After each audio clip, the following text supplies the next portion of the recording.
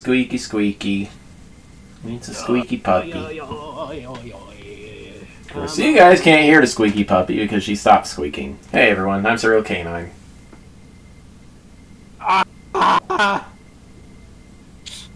Well, okay. At least you can't hear the OBS explosion, so... I guess not. Oh, jeez.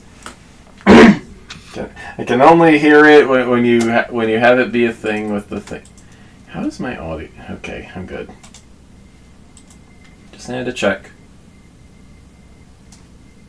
Alright. Let's...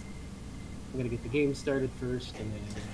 Yeah. Since we need to do that first. Alright, hey! I'll turn you up a little Yahoo! Bit. Hey, we're back again. Slightly a little late, but hey, it's a phone call! And we're super late. What are you talking about? I know. By like 2 hours. Yeah, well, I mean, I had to eat, and then I had a phone call and all that, so it's just kind of like... So, yeah. We're doing MAGMML again. Co-op, which is definitely a thing. Yep. We're going to get right into it because we started late. I know there's Alright, yep, going to let you open up the software just to avoid parsec dumb. Or game dumb. I don't know which is dumb. But something is dumb.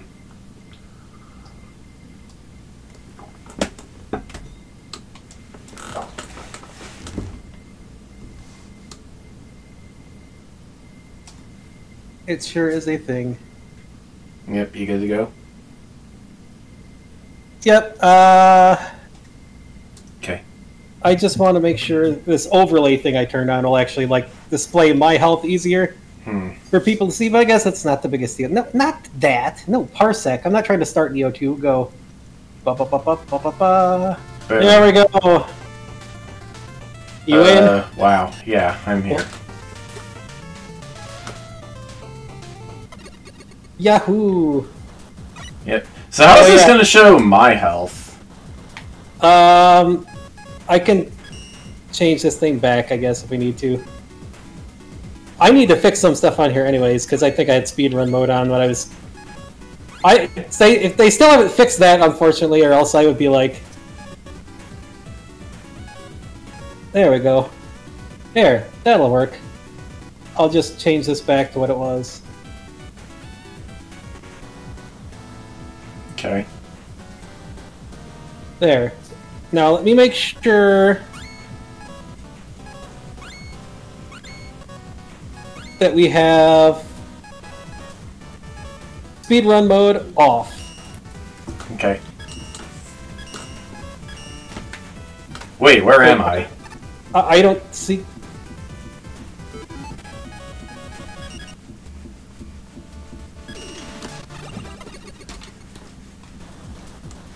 There you Is go. that why my HP was gone? Put on the thing again, I guess. What, the overlay? Yeah, I guess. I'm gonna have to adjust my stream though. Okay. Like, let's see if it's a thing. Oh, you got it to work? That's great. What? No, somebody's in chat, yeah. Whoa, okay. Now I'll have to fix this again. Excuse me. Oh, okay. While Hey, I fix this. Malevolent Rider. Yeah, that looks like it could work. I just need to... Adjust your thing. Expand! Expand Mega, yes. Oops. There is something I do want to do, though, first. Let us...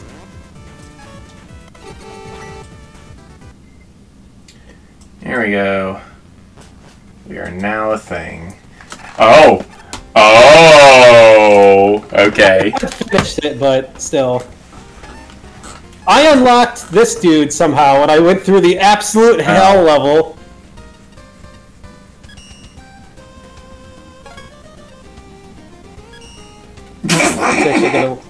Is that actually gonna work? Oh yeah, you can choose Cerdo if you want to. Oh boy, Cheerno. It's Bastion! I probably need to add some more animation to make him like a little more bouncy, maybe, I don't know. Yeah, like just move his entire body up 1 pixel for a frame of that running animation. That's what I'm gonna do, yeah. I'm just testing this out.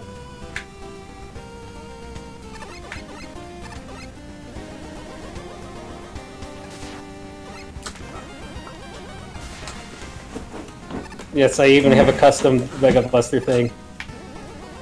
Shape-shifting kitty powers go. Wee! Maybe that's a little too big. I maybe can shrink it later, but... Alright, you still play it as roll? Let's see...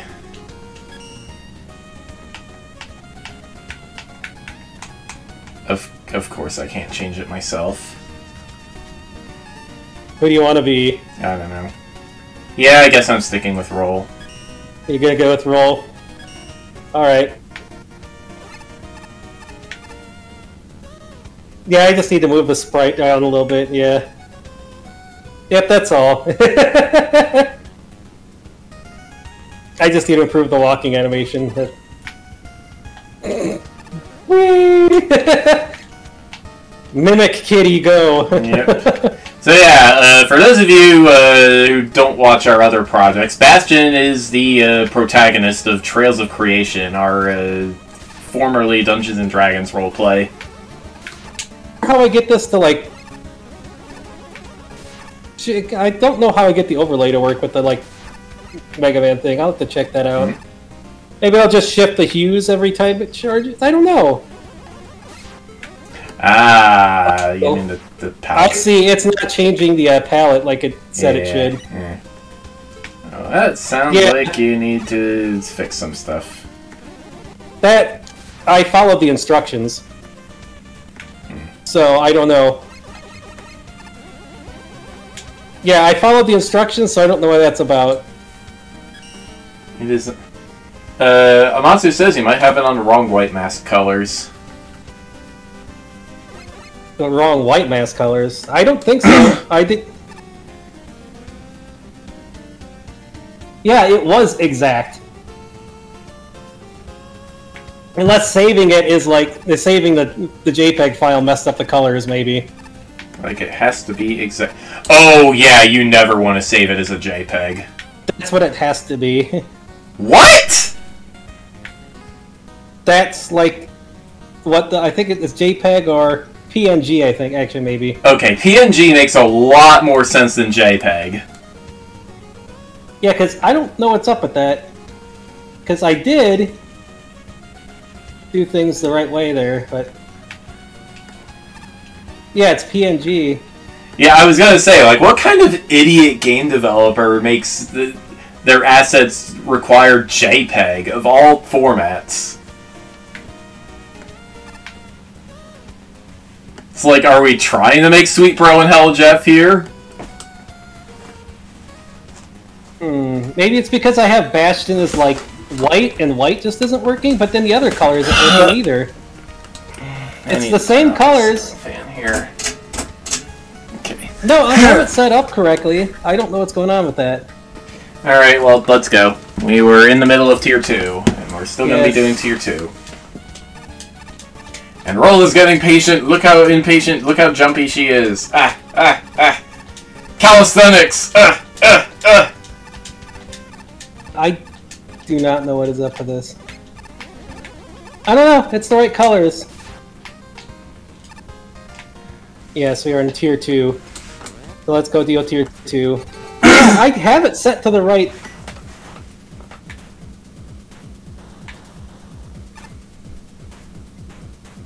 Unless it's because I have it set for white, maybe I need to make him off-white, which is going to be a pain to go and clear everything.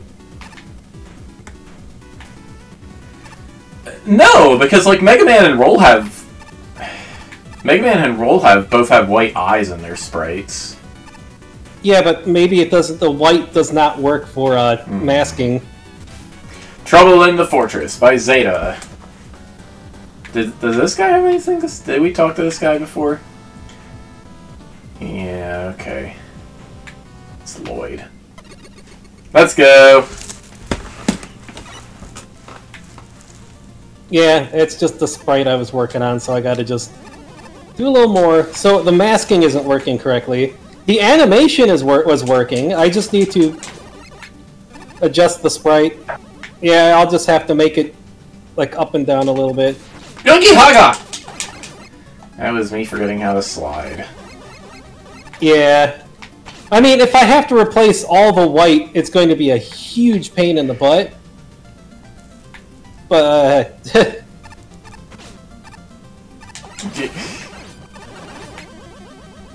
because then I have to go through your software doesn't have like a global color substitution thing. It does, but the problem is other stuff I made uses white that is not part of the thing. Okay. And a bunch of other like default sprites have white.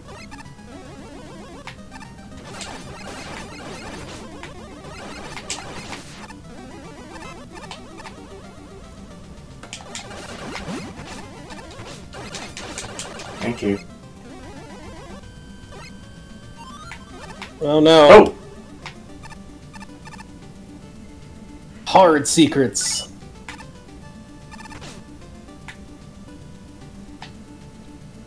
I mean, if I have to, I'll set him to, like, maybe a slightly bluish white, maybe? I don't know. Yeah, referral! Whoa!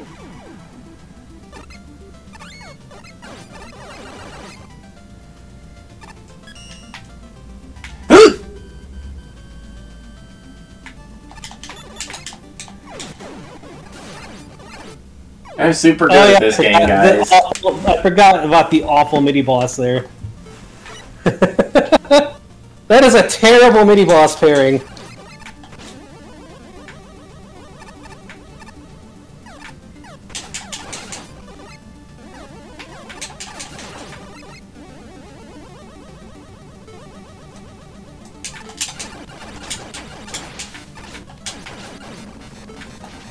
Woohoo!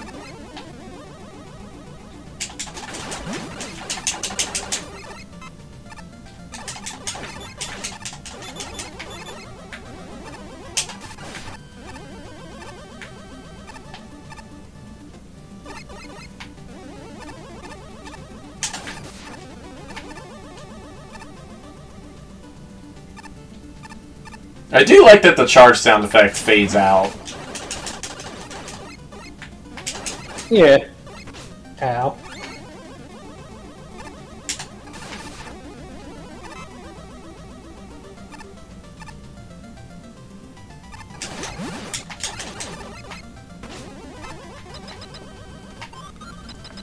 Alright, who's the boss gonna be?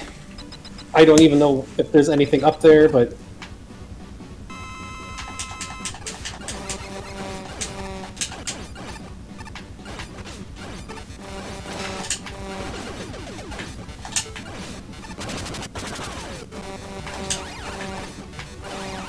Oops. Jeez! The lag the lag when you die just completely throws you off.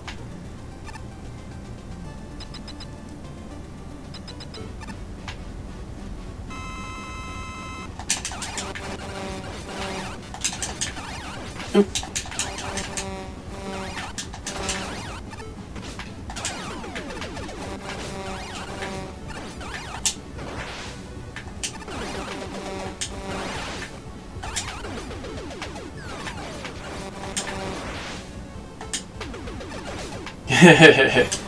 She's weak to ice. Okay. Okay. Well, that's an inconvenient weakness. Back when I was still working on Dreams of Brotherhood, I planned to make Quickman the end boss of Sandy's level 1. Quickman. There's really not a whole lot to say about this. Gameplay-wise, it's simple enemy encounters interspersed with a whack ton of gas cracks. There's a few enemies here that I don't always see, namely Glooper, but the individual encounters are so bare bones that it undermines any potential creativity present. The only time it breaks from this bare bones design is the boss fights, by which I mean the weird and mildly broken mid-boss of Suzak and Whopper. Add on the aesthetic design, which is just the beta test tile set with a bright blue background, and the whole level is just sort of there.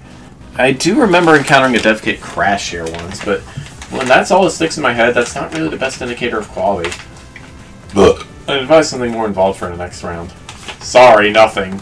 And while I'd rather not leave a shittier sprite isn't even there. And while I'd rather not leave my review as a short joke, this is one instance where I feel my hand is being forced. This is mainly because really there's not much to say about this stage. The only semi-notable thing I feel is worth mentioning is the double mini-boss of the Whopper on one side and a misaligned Suzak on the other, which causes the fight to break.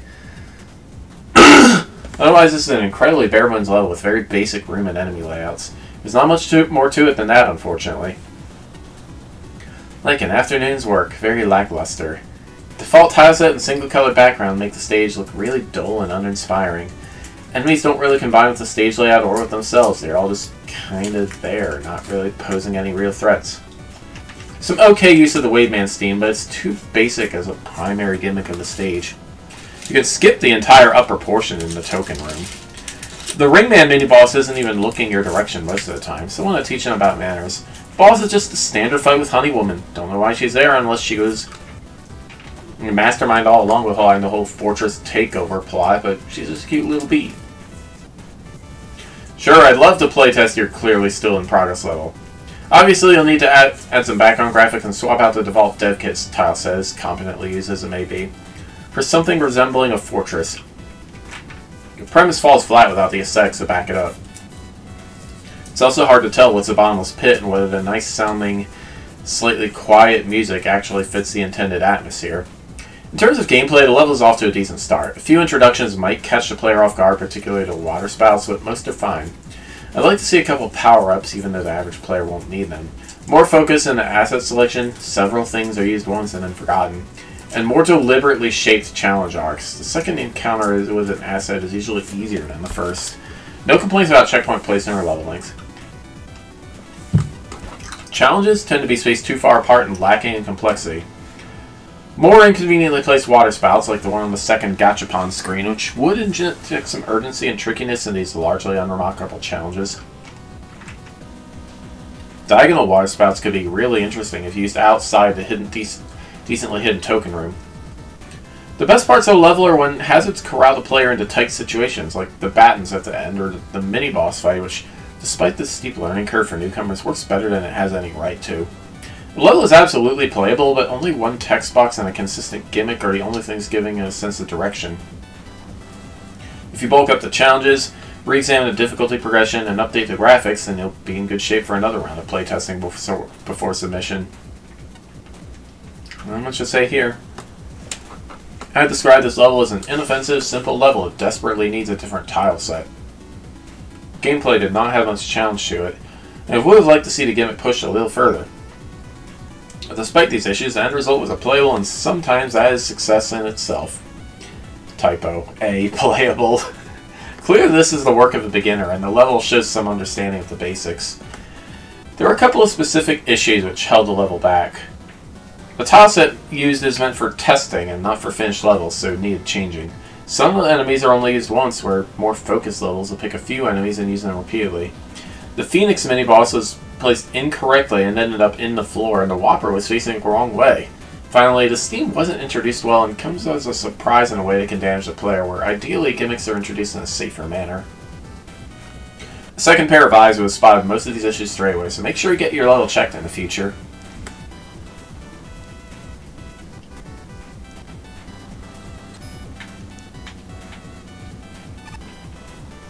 Ah, scrapyards. The graveyard for robots. Pretty morbid to be hanging out here, isn't it? Well, that's how I like it anyways. The only thing that would make it better is if more ghosts and spirits showed up. Do you think robots leave ghosts? That's a loaded question, isn't it? Sure they do! Haven't you played any of the Battle Network games? Wily's Redemption, huh? Oh no! Wait, was this the one I was thinking of? No, it's his... I beat this one on my own without skipping it, I think, but this is not the... It reminds you, Kels, of Deterified. Deterified is a pretty wacky thing, but... Yeah, contests can be kind of all over the place thematically.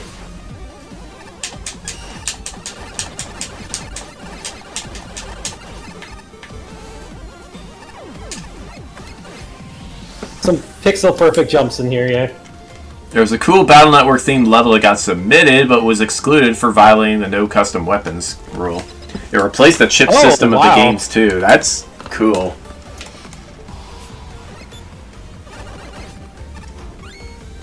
Was it specifically Battle Network, or did it go like network transmission style?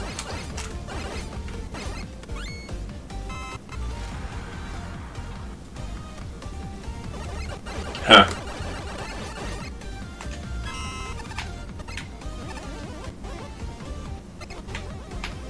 What? Again, slide everywhere, you'll find most of... I don't think this is very fitting music for this. Isn't this supposed to be like your best friend or something instead of world revolving for some reason? What, if anything?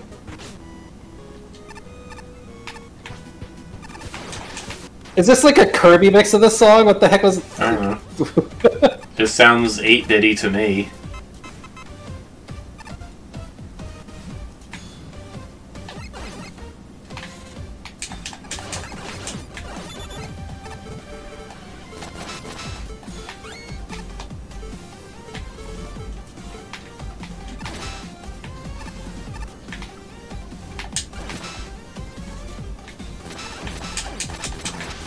Ouchies! Ah! Ooh! Shadow roll. Ah!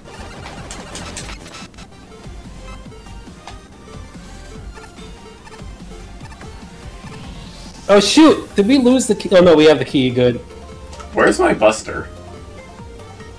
You can't. It's not in the quick menu. It annoys me to no end.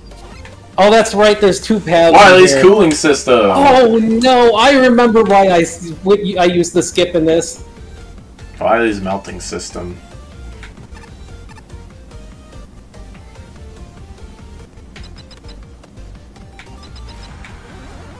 Yeah.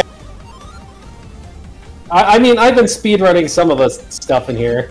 Me and Amatsu were competing for, like, the first boss, like, speedrun times. I finally beat his by, like, a couple nanoseconds, because we were, like, up to frame, like, perfect stuff, but then the stuff wasn't updating, so I don't know. That'll be fixed.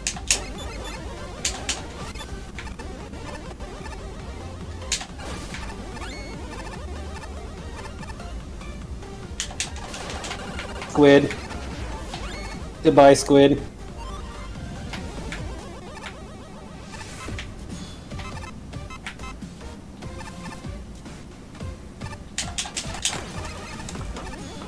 Bye. I guess. Oh no, it's Proto Man! Oh, okay. Hi, Proto Man. Bye, Proto Man. You're not playing as him anymore, so he had to interrupt us somehow.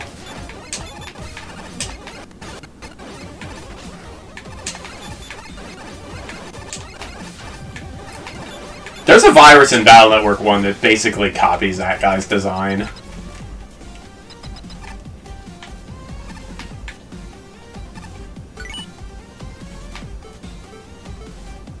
Oh. Oh, you just press in the button. Okay. Well, that was close. Oh, okay. Just like, yeah. Thanks! Sorry. We still have the key, right? Yes. It doesn't matter. There's no way we're gonna get the tokens in this. It requires, like, thorough exploration of the level for no good reason. Hold on. Don't go in there yet! Like that. See? Oh. We got one key. All of the other keys are hidden randomly in terrible places and take forever, and you have to not die. I see. And the bottom place has lots of instant death places. It's not a great puzzle. Okay, well, we got a co-op submission, I guess. Let's just skip the rest, I guess.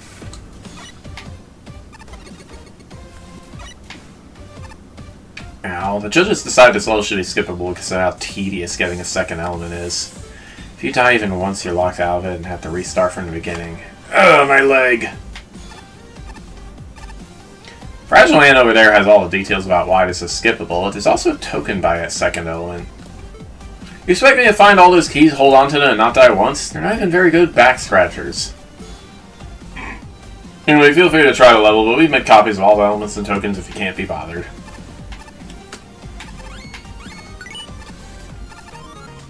Yahoo! Ow.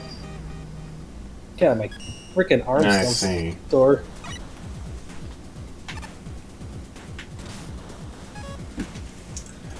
Alright, credit where credit is due. The up and down warning signs are beautiful, and I want 100 of them airlifted in my house pronto. This also has concepts like the Fire Ice Split Path, the weird flying weapons archive, and some very odd music for Hanabiran. Last time I checked, it's a flower, not a devil jester clown. Sadly, that's the most praise I can offer. Even with concepts I don't see that often, this level is boring. The new flying weapons archive is just a tedious bullet sponge. If you mash the fire button, they'll rarely hit you. And less common concepts are waylaid by some incredibly dull level design. The ice section is just mini-bosses and standard enemy challenges, while the fire section is chankies, a broken mid-boss, and ineffective lasers. All in all, it's unimpressive at best. The endgame is not an improvement. If anything, it's the opposite. For starters, a boss corridor with no boss is a boring anticlimax. The second element tries to be interesting with the keys, as it even makes you play the entire level twice. But not only are the keys necessarily annoying and difficult to get even with the hints, the massive build-up ends with another missing boss. I get it, programming a boss is difficult and time-consuming. I had to ask for help with mine in the MAGMML3 games, but with a good 50-plus dev kit bosses freely available, it should have ended with something, not another nothing. If there's one thing I can commend this stage for, it's the up and down warning sign. It's a nice way of giving the player heads up to the player and keeping an alert for an enemy type that's notorious for its cheap shot potential. Unfortunately, that's where most of my praise ends. When I get down to it, there's really not a whole lot to this level. The majority of the room layouts are incredibly basic, with very little in the way of actual challenge. The closest it ever gets to being interesting is when the split path is introduced, but even then it doesn't amount to much. The ice path is a long corridor lined with a few minor enemies and a mini-boss at the end. The fire path is slightly more engaging, but not by much. It also starts with a Suzuk and Phoenix fight, which is thrown off completely thanks to their misaligned positioning. The Hanabiran mini-boss earlier in the stage also suffers from a similar issue, given he pops up in thin air over half the time. I get that he's probably supposed to be appearing on the jump piles in the background, but it really doesn't work thanks to his sprite's size staying the same. Well, that would have been the end of it. There's also a secret area to contend with. Accessing it is a bit of a pain, however, because you need to collect 2 of the hidden keys in a specific way. You need to use the magnet beam to cross the gap leading to Hanabiran, collect the key, get back to the other side of the gap using Rush Bike, because the ceiling is too low to make the jump otherwise. Go back to the previous room and climb down a ladder hidden in the floor to get the other key. If you don't do this, you end up being short 1 key by the end of the stage. Personally, I don't think there's any good reason why this whole process needed to be so obtuse. On top of that, I wouldn't really consider the secret area to be worth it either. It's more interesting than the main level, but all it really boils down to is a string of randomly assorted gimmicks and mini-bosses, ending with a big room full of nothing. I get the time constraints or thing, but literally anything else would have been better than an ending like that. Wow. Wily's turning point? The stage was built in a way to be something very grand, right in the name itself and the pumped-up, energetic music, but unfortunately the end product just fell flat. Felt very underwhelming, sorry to say. A few issues I have with the stage are regarding its lack of focus. For instance, there isn't a consistent enemy and gimmick roster. Many of the things throughout the stage just come and go. It should have stuck with 1 gimmick or 2 and expanded on it, creating gradually more difficult challenges involving them to test the players of their mastery of the gimmicks. Another problem is that a lot of the architecture of the stage feels very bare bones and boring. Most of the challenges involve going through a few screens of flat geometry or simple pit jumps with very little variation, and dealing with mini-boss fights and unchanging terrains after each part.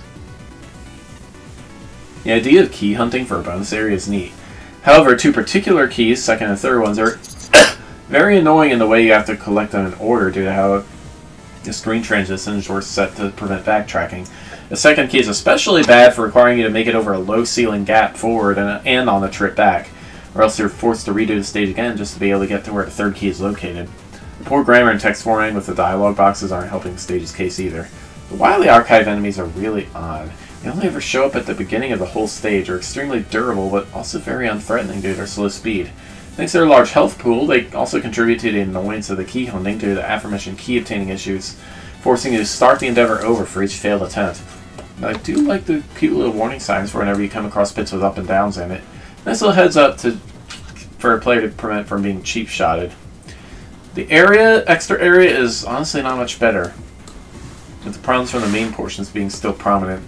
A few screens it offers there are simply not very interesting to go through, even after realizing they're themed around each of the main series Mega Man games to the extent that the dev kit can provide via second playthroughs. And finally, no bosses for both the main and extra portions of the stage put the stage into very anticlimactic ends, even more so for the extra build-up since there was such a huge build-up toward it. If you were running out of time, at least put a dev kit boss or two in it still.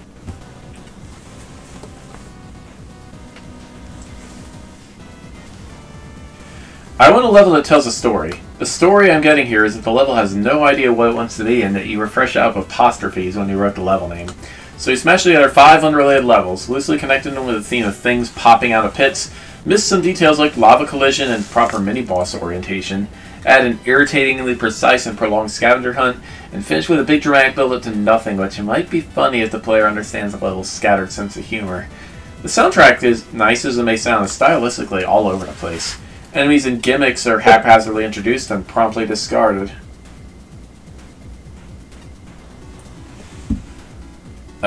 Whole screens are totally empty for no reason. The secret area is so far removed from the feel and format of everything else that its mere existence hurts the level. I'm not sure how anything has to do with redemption unless the junk area is a recycling center where Wily redeems cans for cash. Look, I know what it's like to have more ideas than will possibly fit into one level. The secret isn't making the level longer, it's exercising restraint and saving some ideas for later. I'll tell you what works. The interesting tile work within each session, and courteous warning signs heralding the pit poppers, hints about the key locations, the general concept, if not the execution, of finding and carrying multiple keys to the end of the level. The uniqueness of the archive stack enemy, regardless of its glitchiness and underuse. The flower mini-boss, the frequency of checkpoints and power-ups, the fact that most challenges are adequately fair. If not consistently novel or engaging, what's going on? Scale back, focus, and playtest extensively. Then there will be some redemption. Oh, this got played way earlier in judging. Why didn't I make any notes? Key quest. Ah, that. I remember that now. Who needs notes? Well, I'm out. I'll go read Shin's review. I'll have plenty to say. I heard the boss assigned to this place can fix basically anything. Think about those implications. Perhaps they can fix my reputation or my relationship with my wife. But I want him to fix a cake. Call me Ishmael. I'm not third person. We are not at the hell level yet, so at least there's that. Trust me, I almost went insane. Maybe for a little bit when I was playing on my own on one of these levels coming up. It's Mr. Bones' Wild Ride! Sweetie, what did you do? That's not the name of the level, but it sure feels like it.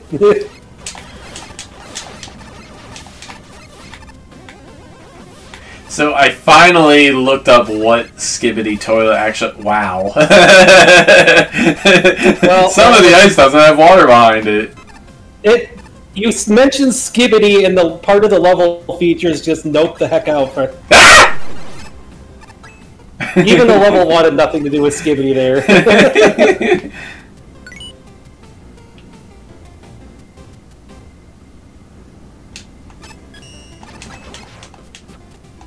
Bust only, oh jeez.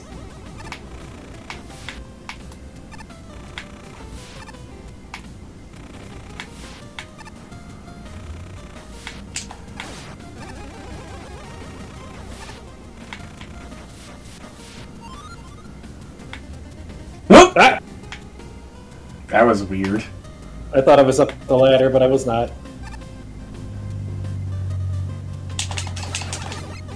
Seals. Robo seals.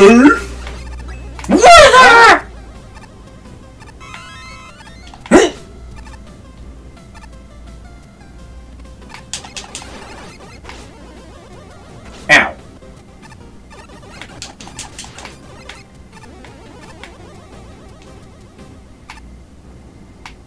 Whale rides. this music is from. Hmm. Ow. I have a cat, like, blocking part of my view right now. Going down.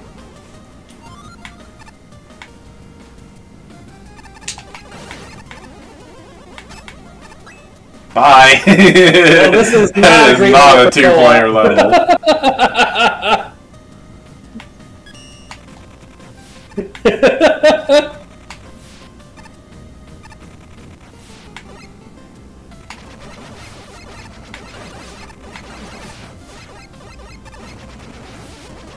Hello, seal. Goodbye, seal. Going down again. We made it!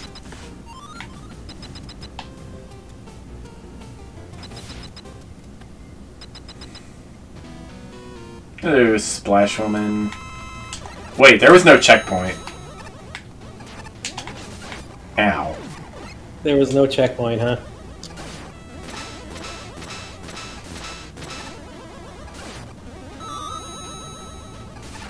Oh, sweetie, thank you. There was? Oh, I guess I missed it. Sweetie, please. Cat %.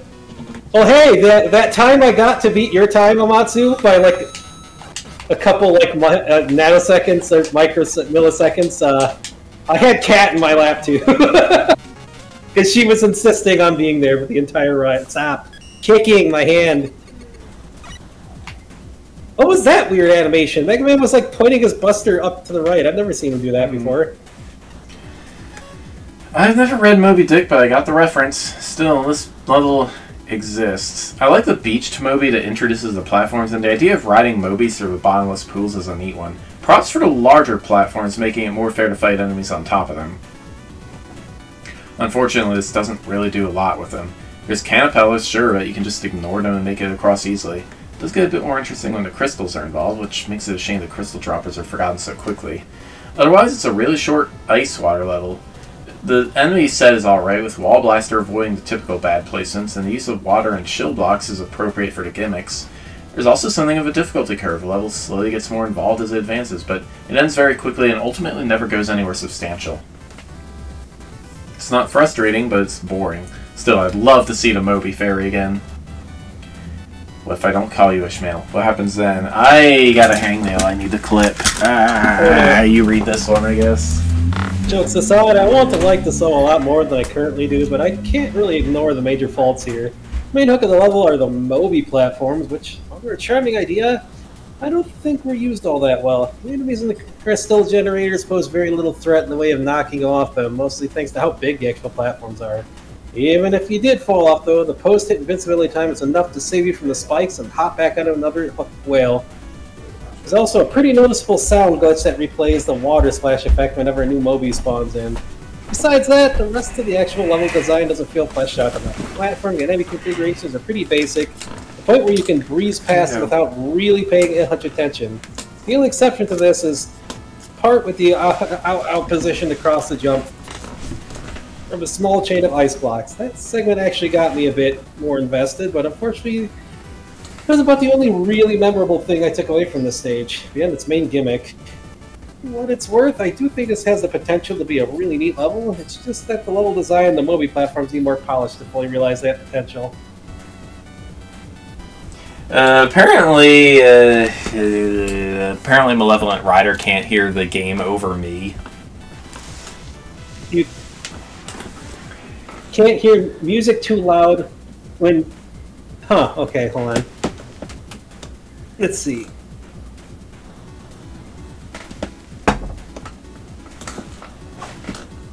Bum bum ba-dum bum bum ba-bum ba-bum. It is a bit low in volume. Yeah, let me see if I can adjust this too on my end, Ukels. Try now, yeah. Okay. So call me maybe. Strange name aside, the stage is kind of just there with the little amateurish and barren. Alright, Audio balancing is weird with every game. It sounded fine when I tested it earlier, but when I was listening to it. Yeah, I have a whole different audio. I have a whole different sound mix here. Let's see.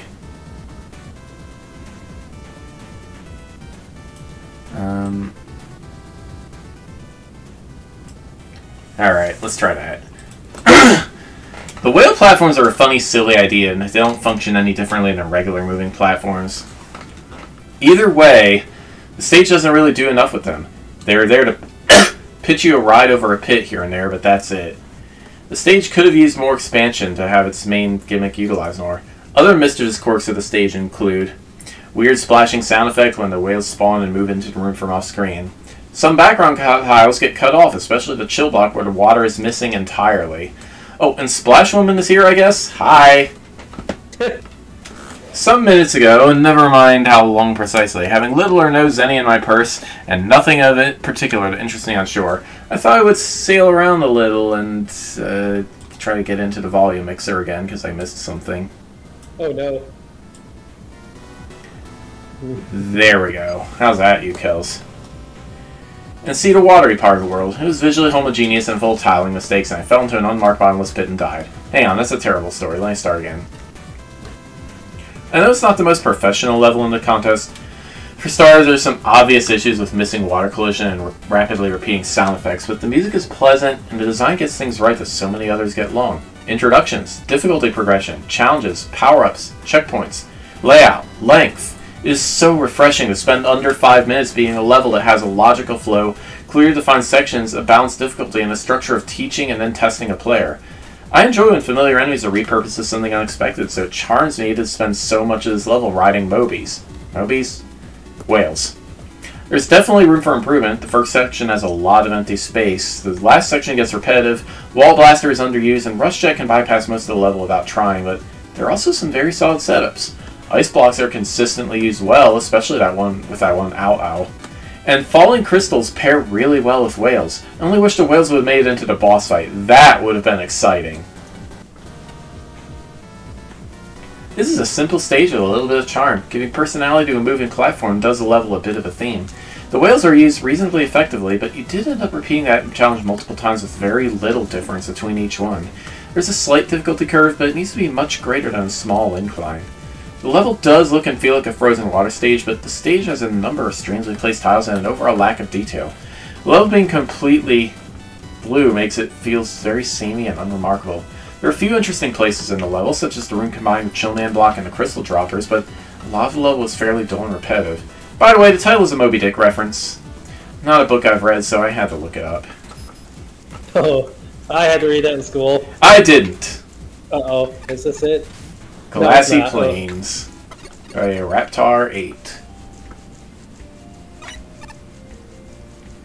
Hello, and thank you for playing my creator's terrible level. He wants to tell you that all non-dev kit assets used were designed by him, except for the music, which is from the Zoomy Man. Have fun.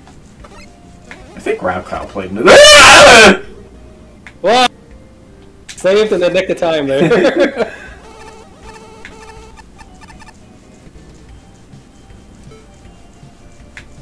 Very quiet music in this. Whee.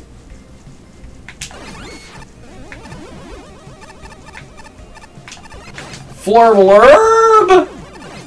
Oh, Guts Man.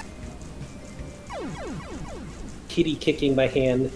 Yeah, I hear music.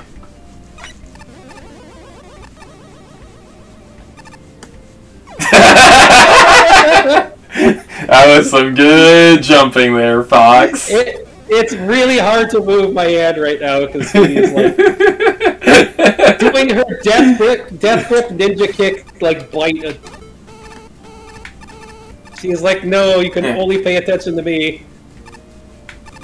She's purring, but she's every time I start playing, she's tightening her grip.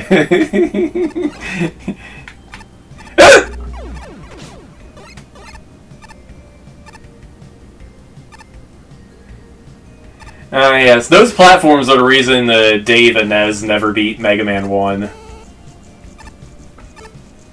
Dave and Nez is the author of Bob and George. Notice where the bouncer is and where the place up is. A little offline there. It's really hard to get in there.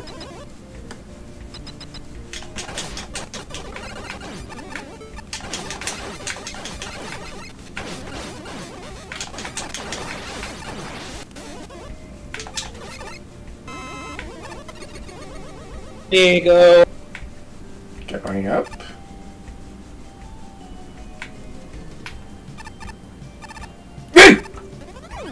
What? What? Hey, hey, this was your fault. You mentioned the first glitch. There was one right there. Try going left and see if there's something there. What? I didn't mention a glitch.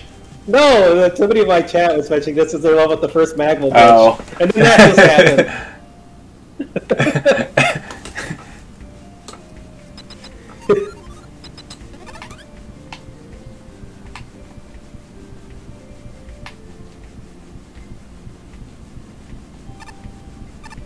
Oh man, weird glitches.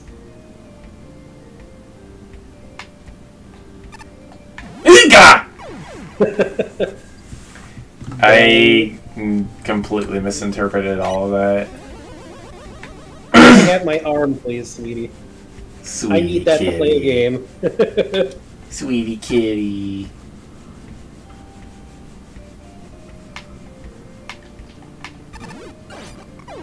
Thank you, sweetie. Thank you, sweetie. that was parsec lag. Stop kicking my hand. I need to use it.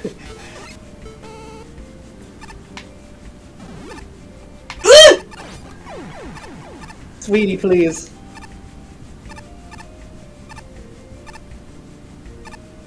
Broken platforms.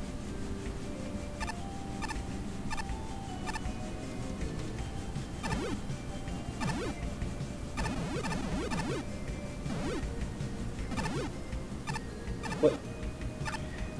Okay. I mean, invisible rails? What? I guess so. I guess so.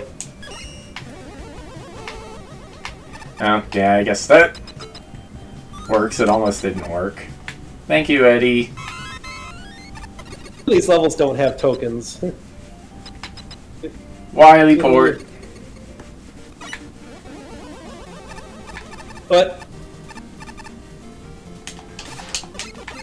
grassy plains, caves. Here, it's cave. Hello, I am cave. I am here. Why am I here? I do not know, but I am cave. Why is the cave here?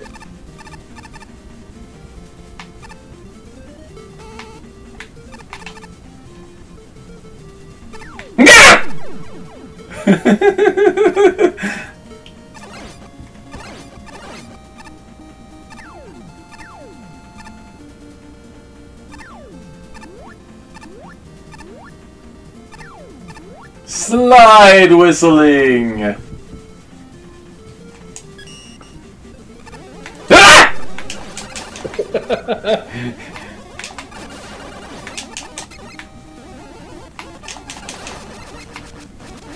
Yeah!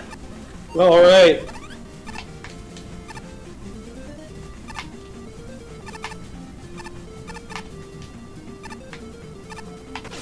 Oh, we don't have a key.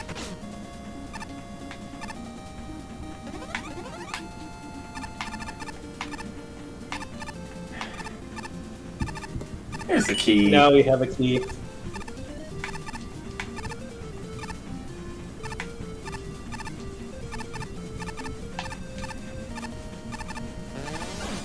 I mean, I'm player one, so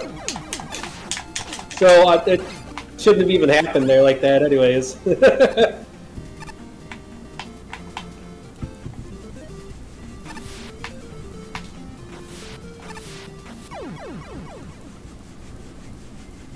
I blame Parsec for that one.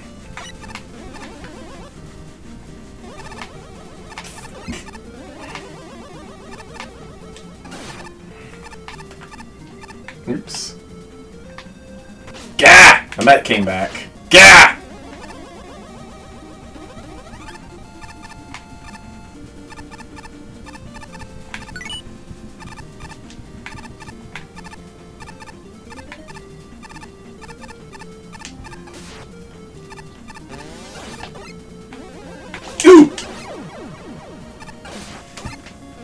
Wahoo! Yeah, I don't know. It's just a multiplayer glitch. Whoa, that almost got me. And now it did get you. This smells like a job for Rush Jet. Particularly too hard, but there is Kitty also being a pest here, so. I mean, I have a lot of Mega Man experience, so I can get through a lot of things, but sometimes there's just stuff. Especially in these games. Well, MAGMML3 had way worse stuff. I have much more experience with Mario than Mega Man. Ah! Ah, no, well. I forgot to Rush Jet. That killed me because the screen transitioned back after you died. Jeez. Co-oping this is sure a thing. But then again, some of the stuff that happens in frickin' Mario Brothers co-op too, so... Well, not the weird lag when somebody else dies, but...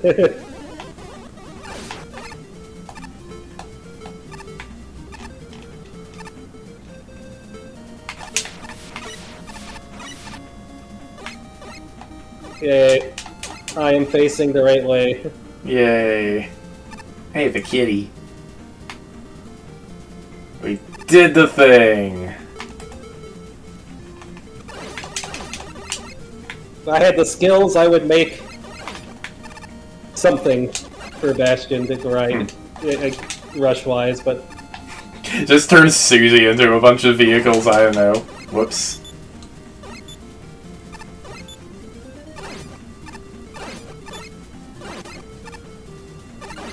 Ah! Okay. Okay, that is an annoying enemy. Wow. Yeah. That is like... And we're back here. Ah, that terrible, terrible checkpoint.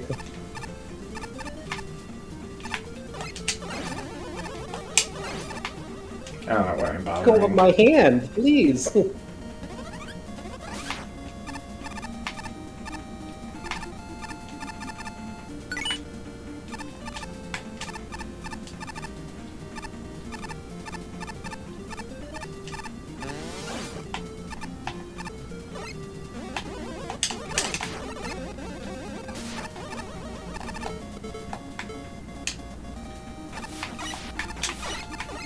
Nope, I hitched a ride on yours. That's probably fine.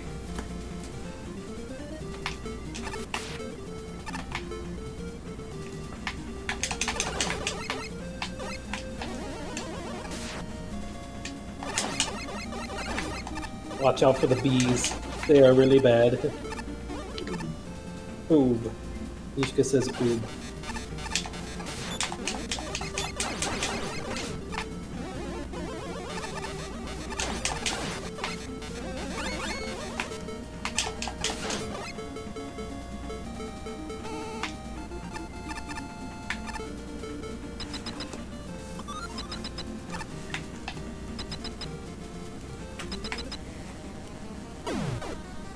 What? Bomb banana!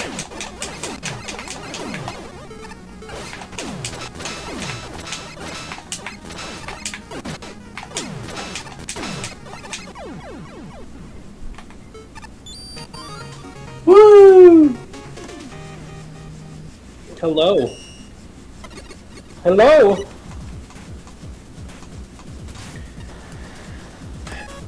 First, this didn't strike me as great, but I was at least intrigued. Not many levels use grassy plain lands for their visuals, and that gave the level something unique. It also has some neat toys, including bounce platforms on rails, some baffling pit rescue service that doesn't always work, and these broken down crash lifts which don't get nearly enough use for what they're capable of, on top of an ineffective intro. And weirdly enough, Double Hanabiron works okay on a flat surface. Again, not great, but at least that is a good start. And we randomly switch to this generic Challenger from the Future cave, and my interest takes a nosedive. Oh yeah, Twitch can be Twitch sometimes. There's still some interesting elements, such as the random Wanderbell River, and the reskinned Bomb Man guy has a neat sort of concept behind him. I think it's cute this turn of jumping into sprites into an indicator of where he'll come out, but otherwise, this loses a lot of its former charm and turns into something completely boring. I wasn't sure what to expect from this, but wow, what a disappointment. Well, the first half resembles the level's namesake at least. I'm not sure why it switches to a cave setting midway through, but it definitely caused some mild confusion during my first playthrough. I would say this is just a minor oddity with the level's theming, but the sudden shift in ideas doesn't stop at just the visuals. This whole level suffers heavily from the one-and-done problem, where a gimmick or enemy will show up for a little bit and is never seen or heard from again for the rest of the stage. It's unfortunate, seeing as it has two rather interesting custom gimmicks in the first half, the deteriorating crash fan lists and the bouncing platforms on rails. Both of these have the potential to be fun gimmicks, but they end up feeling very mishandled here. The platforming surrounding them, and the other gimmicks for that matter, is very awkward, especially in the rooms that come after the two Hanabi runs. The deteriorating platforms are used a total of 3 times, the first of which you can easily skip interacting with, while the bounce rail segment is made slightly annoying thanks to how easy it is to ricochet off the other spring spheres, especially that first cluster. The bad visual conveyance here doesn't help, as part of the platform's path doesn't have any rails to show where it leads. The second half of the stage shares most of the same issues of the first half, barring certain things like the music not looping properly. However, it feels strangely empty by comparison. The room layouts are overly basic. Sorry to hear that. Later. Hopefully it's... Yeah, I don't see any frame drops on my end. Doing more that's probably just Twitch. Gimmick usage, such as the reverse gravity room or the water current segment. Granted, first half wasn't all that exciting either, but its challenges were at least a little bit more engaging. All in all, it just really makes me wish this level had just focused on its 2 custom gimmicks rather than shifting between different ones for 2 relatively short halves of the stage. Cavey caves may be included. Weird aesthetics and overall rather awkward stage to get through. The primary detriment is that the stage often fails to convey what the gimmicks will do or are actively doing to the player. It took me a while to understand why the line guide bouncy balls sometimes bounce you and sometimes don't. They bounce you if the line is in the off state. Yeah, the fact that ball graphics don't reflect that and the player was never introduced to it in a more controlled environment was a fairly annoying experience, to say the least. See all the guys in weird, almost glitch-looking crash van platforms. Their whole concept is they just disappear if you stand on them for too long, but the graphics don't just convey what it's going to do, like the bouncy balls again. Gonna love dealing with airborne homing enemies as you stand on a tiny platform, just don't fall off, forehead. The second half just feels like a completely different entry, coupled with different theming and background music, and none of the gimmicks really carry over except the random gravity flips. The water current gimmick, again, has no graphics to immediately convey that the water is pushing you. It took an unfair death to realize what was going on initially. The boss is just a Bomb Man reskin that has somewhat confusing sprites. The arena is smaller to make it a bit more tricky than its original incarnation, so that's at least something. I want you to play this level like I did, picking apart the details and trying to break everything. Cite the self-deprecating signs setting a level up for failure. Take in the unappealingly basic surroundings, but appreciate the graphical flair of the parallax clouds. Enjoy the understated soundtrack and try not to think about the improper looping and melange of audio styles. Recognize that the rail-guided platforms have creative merit. Consider that the crumbling platforms need a proper destruction animation as well as bits of debris falling off to clearly communicate what's going on. Criticize the bouncy platform trains for a non-existent learning curve, inappropriate use of invisible rails, and failure to look like they belong against a blue background. Ponder why the level title only refers to the first half. Raise an eyebrow at the drill man switch and the key gate, which waste time and muddy the challenge focus. Lament that most challenges are either empty and dull or egregiously unfair, and that more checkpoints are needed. Marvel how a body of water can look perfectly still but contain rushing water, and how the water abruptly disappears when its purpose has been fulfilled.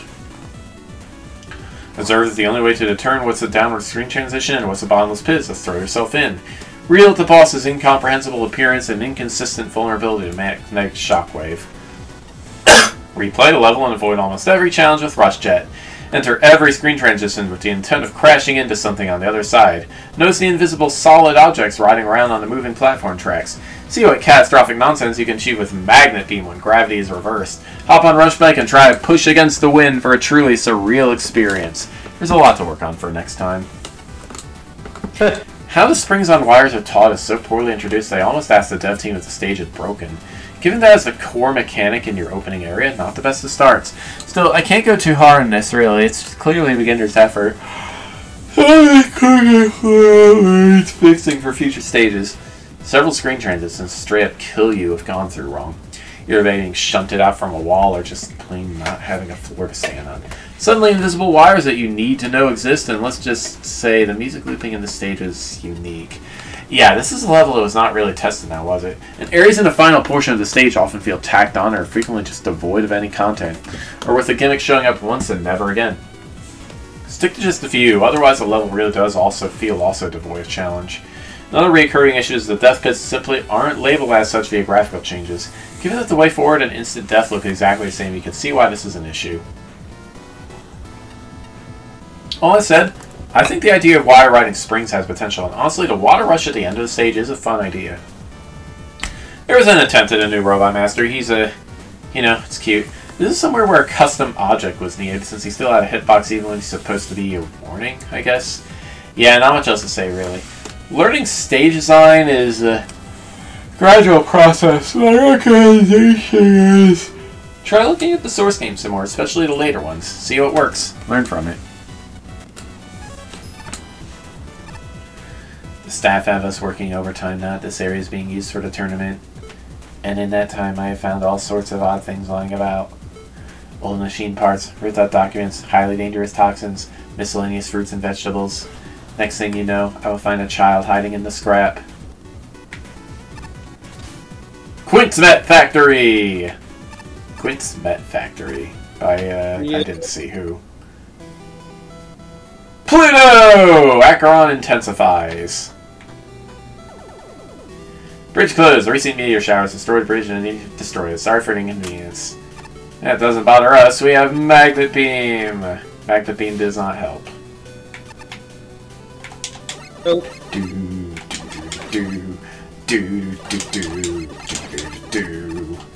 Funny if you could skip the whole level doing that, but...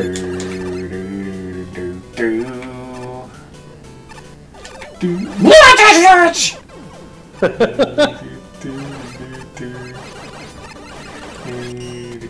Ow. Left-facing boss door. Crazy.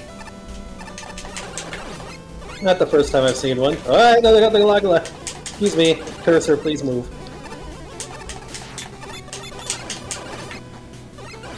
Oh.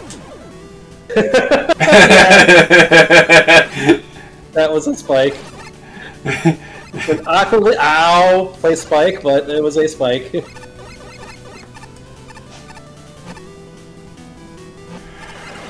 Phoebe. Ah!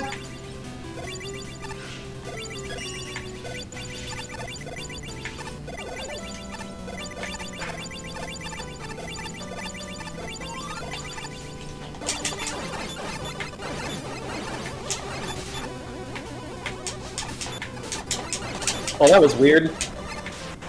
Ah.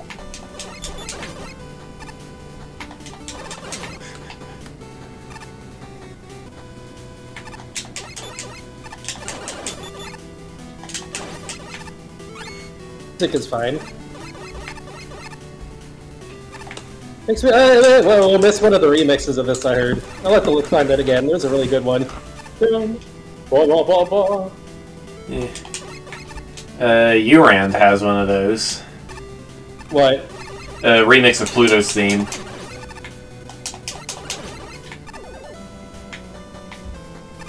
It's in Acheron X.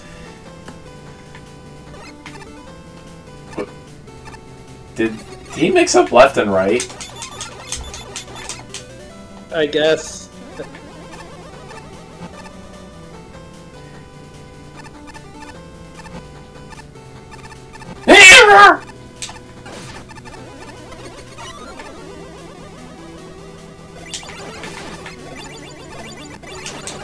Ow. Ah! Frame drop smack. Oh. Trying to keep up with my spark.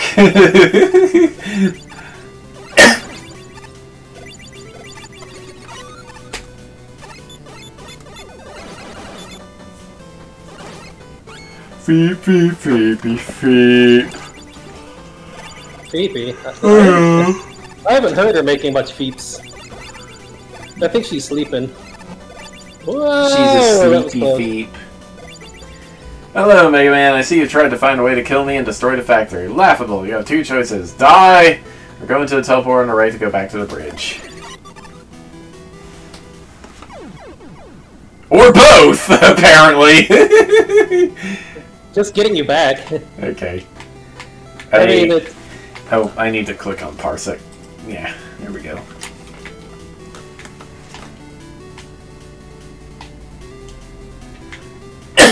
Town update. The bridge has been fixed. Mysterious activities have also been happening west of here.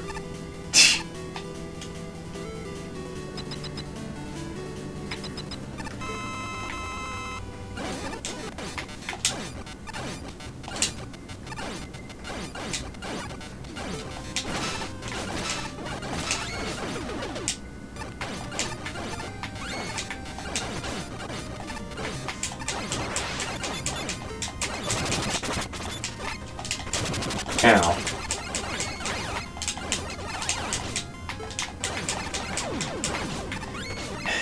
These things do not need hurt boxes of their own.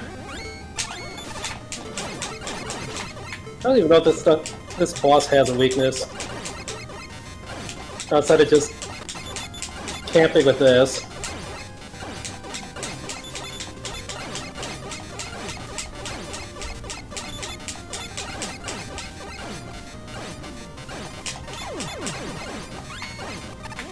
Woo!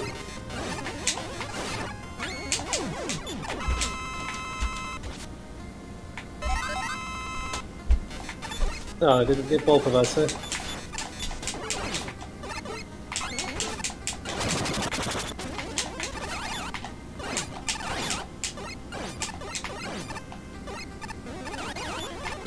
I've heard this somewhere, I forget where.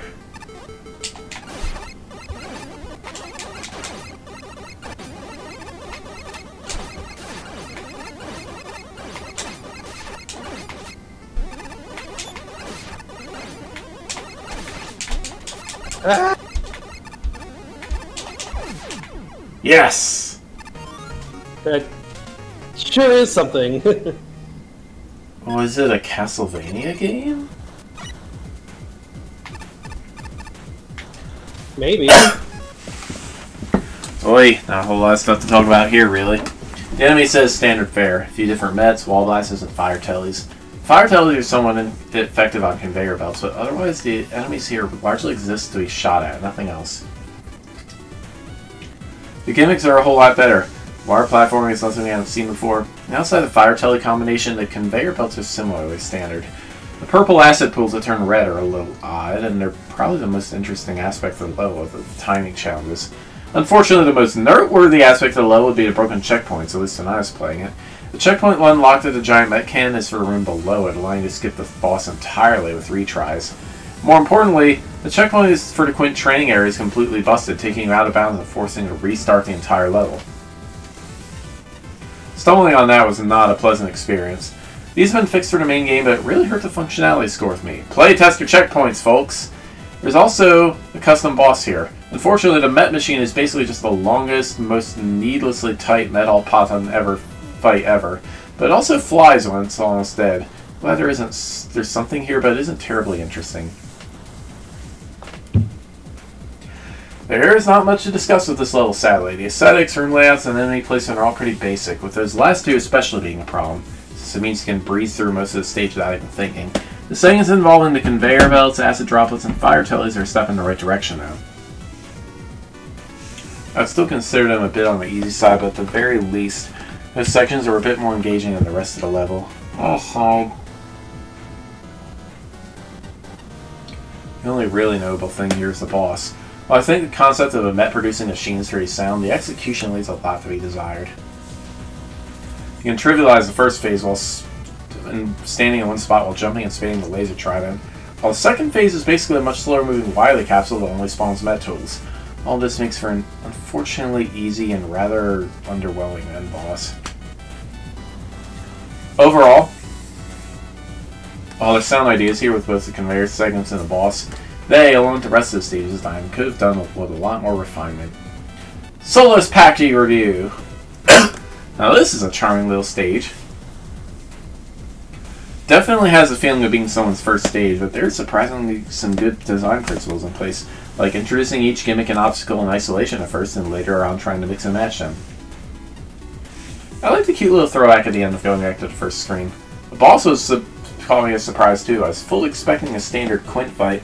Its creator went the extra mile to try to create a new boss, which I appreciate.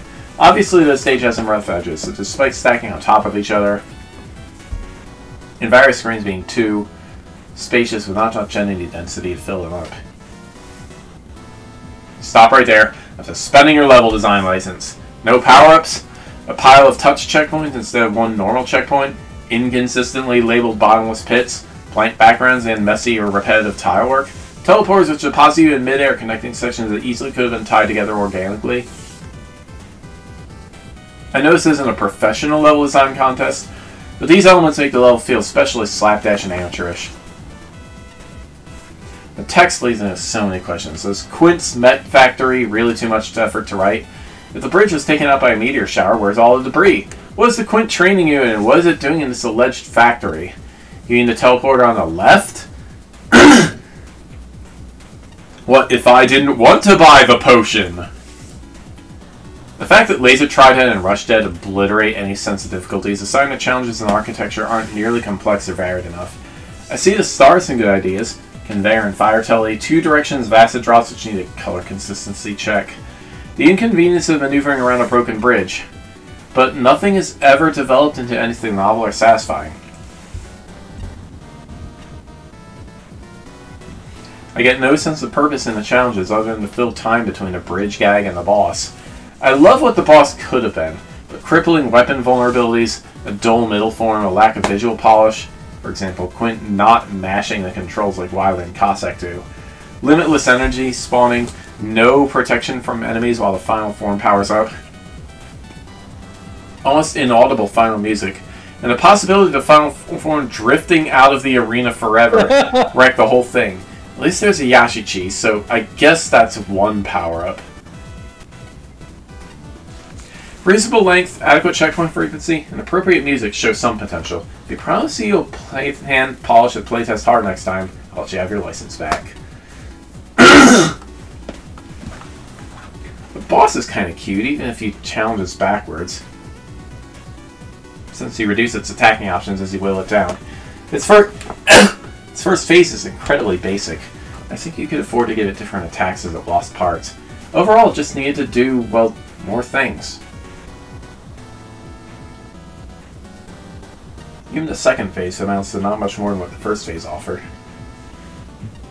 I will say, fire tellers and conveyors do end up providing a more interesting element to the stage.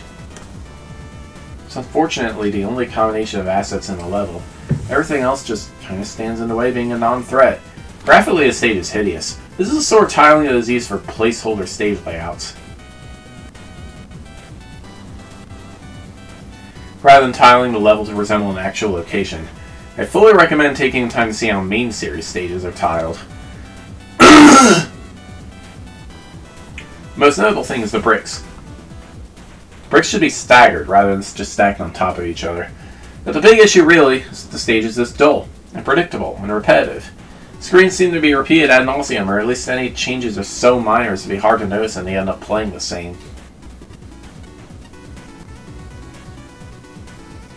And unfortunately, the boss can wander off screen in the second phase, and his respawn flags and ranges have been configured incorrectly.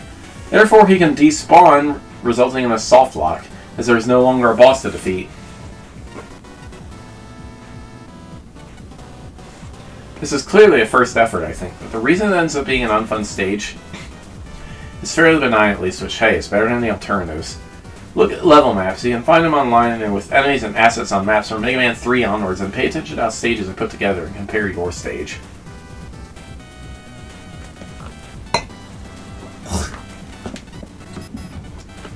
Woohoo! Scrapyard. Graveyard. Hundreds dead beneath me. A dead should not be dishonored like this. It should be mounted proudly on walls. Or maybe made into beautiful art pieces if so the victor wishes. Assuming a violent death, how would you like to be displayed, Megman? I'll be thoughtful. You slide my glasses. And 1 second. We can get this done. There we go. Have you heard the latest gossip? I heard there's a big casino in the city that takes these things called trickster tokens as currency. But there are way more tokens in the simulation than you could ever spend. Skip the tough ones, I say. No! I am known in many circles as an ideas guy, but it seems that nobody wants to hear my great ideas for video games. Wouldn't you agree that there need to be more games with me in them? In fact, I could be the star. Imagine playing a game where my visage appears in front of you and murders you dead. The adrenaline, the excitement. I think that's Portal 2. Validates Square of Doom by Madman. There are 3 tokens in here. Amazing.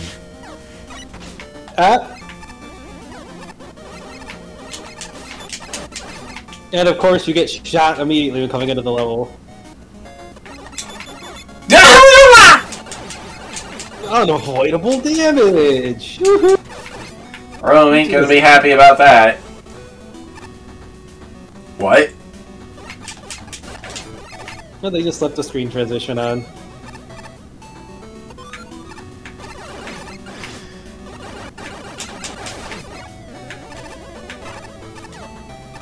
Oh, we have full energy tanks, so whatever. Bard!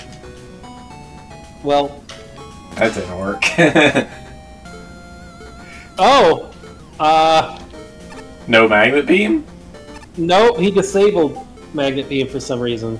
And rush jet. Wow, rude. Yep. Why would you do... I mean, okay, you want... Ass! What is with all the instant, like, damage in this game? What the heck?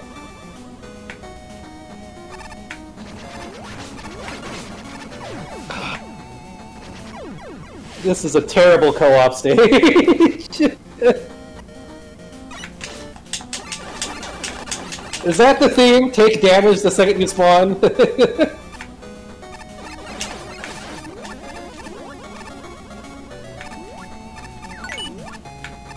Woo! We did the thing!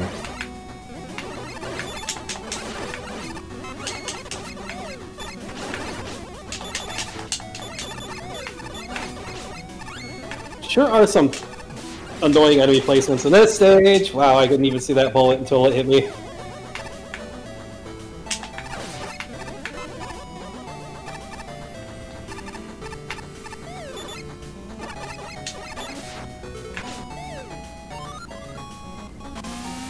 Okay.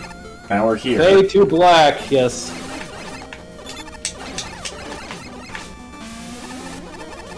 Oh no, Yoku blocks.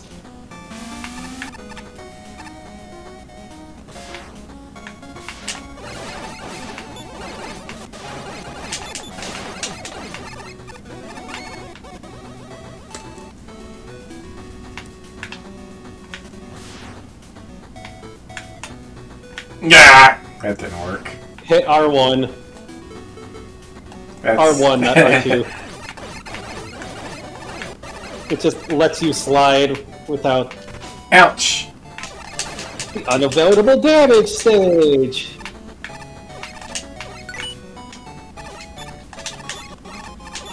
Oh, right.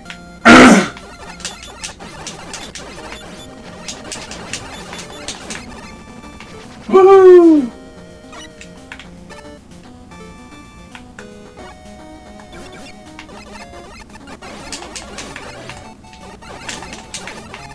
Random bee!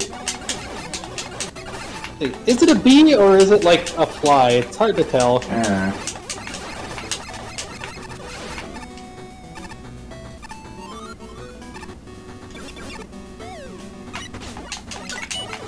Teamwork! Kinda. I mean, we could have rolled the platform too, but... Oh. Ow. Wait, what?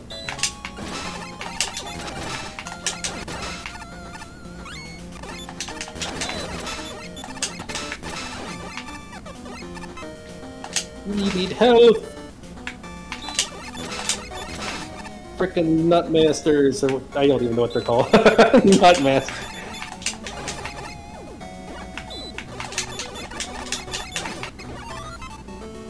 The big problem with this is it's just a lot of stuff to slow you down. Oh, oh no.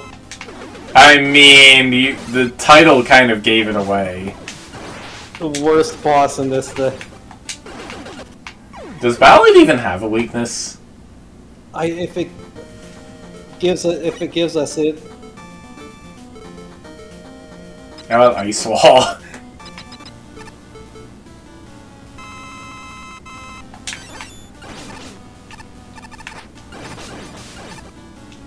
Nope, clearly not.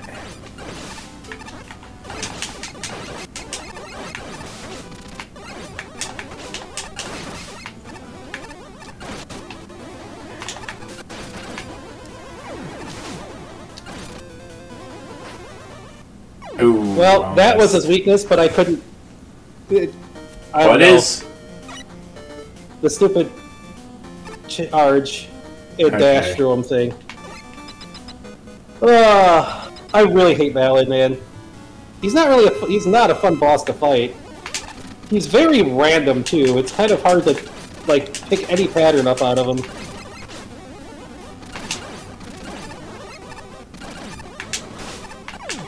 Woo! Yahoo!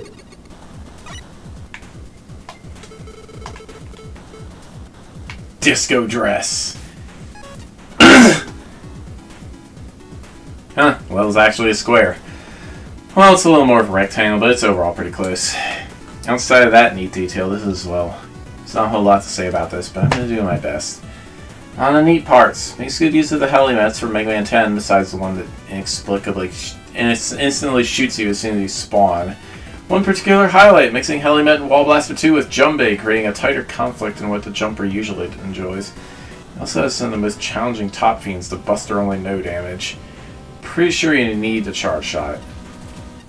But outside of that, the majority of this level is fairly low-key. The gimmick use is small enough I barely remember it. A few concrete blocks are used to get tokens. And the usual aesthetic seems to get weak. The visual aesthetic seems to get weaker as the level advances, turning from a sunset cave to a generic fortress. Finally, a lot of assets here are only used once. This is fine enough for mid-bosses, but any one-shot enemies could use some additional attention. This also means the difficulty curve never really goes anywhere. It's pretty simple from start to finish. Overall, this is inoffensive and gets a few neat moments early in the level, but as a whole, I can't say I'm sold. Well, the square part of the level style is certainly accurate. I'm not sure if that's necessarily a good thing, though. Having everything condensed into such a simple path can hurt your stage in a number of ways. For one, the actual level structure and progression can end up being pretty boring, as is the case here. Vertical section followed by a horizontal section, repeat once again, then the boss. Also, if it ends up being too short like with this level, basically gives you no room to evolve your platforming and enemy challenges. It's unfortunate, since I can tell there's at least a bit of thought put into certain things here. First and last tokens, along with the Komasaburo room, have sound ideas behind them, which makes it all the more frustrating to see they're confined to such a tiny level with no room to flesh things out. Overall, I think it's safe to say this stage could have benefited from being a lot more than just a square. Square of Doom! Doom to your eardrums! Otherwise, it's a rather unremarkable level with somewhat uninspired level layouts. There isn't any clear theming with the enemies or gimmicks chosen. Most of them just come and go. There is this one spot where it forces rush coil usage after the mini-boss fight with the frog, since the ladder is too high to reach. It's not a rule that a level must strictly be beatable with Buster only, but it is weird that this one jump alone invalidates Buster only runs for the leaderboards entirely. Then there's just a bog standard ballet fight at the end. Can't say I'm too impressed overall. When the most creative aspect of your level is that it's purportedly shaped like a square, it's time to rethink what you're doing for this contest. Every level should have something that meaningfully and memorably sets it apart from others. I've seen projectile spam, I've seen rising and falling platforms over bottomless pits, I've seen enemy rosters full of shielded enemies that fall easily to laser trident. I've seen gimmicks used once and then immediately abandoned. I've seen ballet in a boilerplate boss chamber. I've seen levels that are functionally spotless aside from an oversight or two. Notwithstanding one screen that nicely combines a cannon with stairs, I've seen every one of these screens before, if not the exact configuration, and the configuration captures exactly the same essence or intent, and usually I've seen them done with a better sense of theming or progression tying them together. Something similar could be said of the aesthetics, though I do like the novel and appealing combination of Woodman and Tomahawk Man tiles. It certainly helped to have ceiling shadows and a more cohesive atmosphere, mind you. I almost like the challenge where you use Rush Coil to guard a ladder guarded by ladder press, except that you could achieve the same effect with a lifting platform, which would strengthen the challenge focus and avoid forced weapon usage when there's nowhere convenient nearby to grind for refills. From the arbitrarily locked weapons to the meaningless token giveaways to the ambiguous directionality of the final stretch, I don't get any sense of planning or passion or polish from this level. It's playable enough, but what can I get here that I can't get better somewhere else? For example, checks the map, a level that's actually shaped like a square! Well, level name almost gets it right. It's certainly a square and it's certainly a ballet, but Doom? Not so much. The first token was neat. Everything else seems like a random hodgepodge of random ideas thrown together without rhyme or reason, and it's pretty non-threatening. The fact that the hardest part of the stage is a bit eye-programmed, Ballet himself, is rather telling. It's also a shame that the level just devolved graphically very quickly. Tomahawk Man has such a nice background and aesthetic, and suddenly, out of nowhere, random hot garbage Wily Castle tiles that look utterly hideous. Seriously, the Wily tile sets are resulting in some really ugly-looking levels in this contest. Also, I gotta ask, Ballad is the boss, right? Why in the name of Quint does the stage use Crystal Man's theme? That's just weird, dude.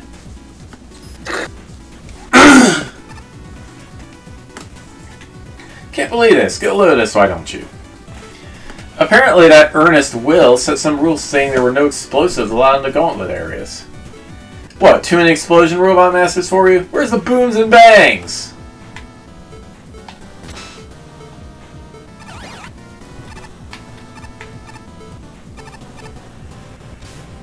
Gravakla 2-0. Yeah, Gravakla 2-0. And by Clash Crash. I have no idea what that's pronounced like. Da da da da da. Wait, why am I still? I don't know. Oh no! Watch out for these. They have like really terrible collision. They didn't.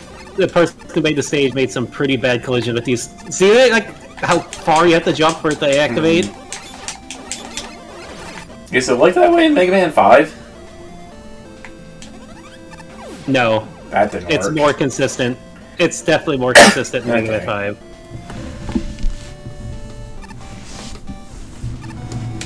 See, like, I don't mind the little drill guys as like a challenge when you're on the ceiling there. That's fine.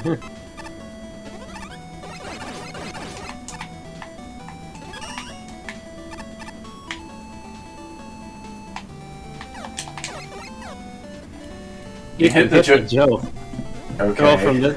You can hit the Joe from this platform. Thank you, Dr. Light. I mean, woohoo! You sure can. Oh no, Sheep Man. Well.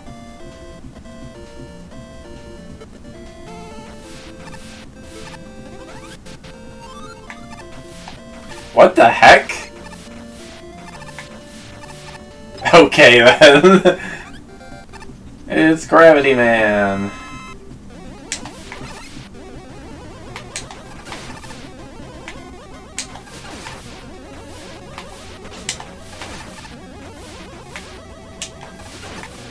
It sure is. At least he fits with the theme, that sort of theme that they had going on.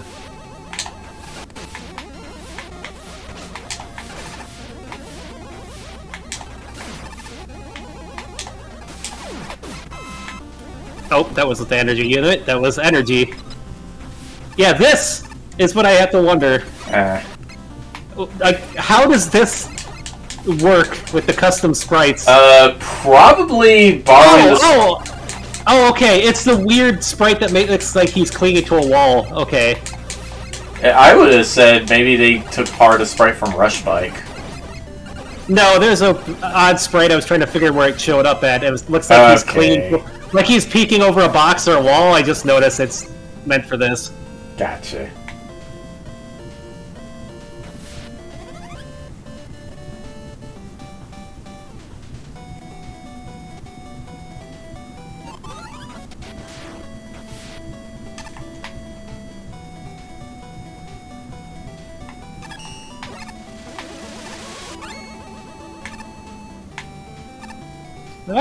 Woohoo! Yay, Spike Falls! Doesn't everyone love Spike Falls?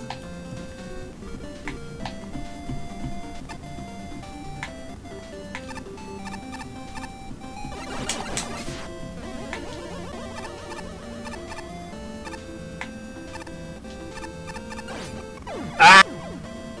Lag. It's my job to die to lag. I assure you, there is ground over there. E-tank.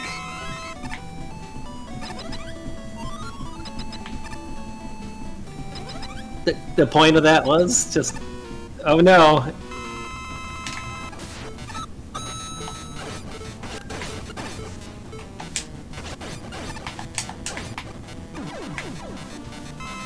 It's still not over. This is not the hell level. Okay, now it's over. What was the point of that? Why not just have her drop the energy element? Make a treasure room, I guess? Well, I'll give this credit this much. Reverse gravity jet ski was cool. The only outright bad design was the awkwardly gravity jumps at the start of the stage. The rest of it was perfectly playable. However, there's also a large number of items that are underutilized. Geary is just scenery, and both sheet blocks and gravitons are used once and never again. Even the core gimmicks of risk gravity and water don't really do anything interesting. Combine this with a very haphazard visual aesthetic, and this needs a lot of work to be made good. I can play it and enjoy parts of it, but that's about it. So, initially this level was submitted with a minor typo. The Q and U were swapped. Now it's been properly fixed up. I can say the title of this stage makes a lot more sense in hindsight.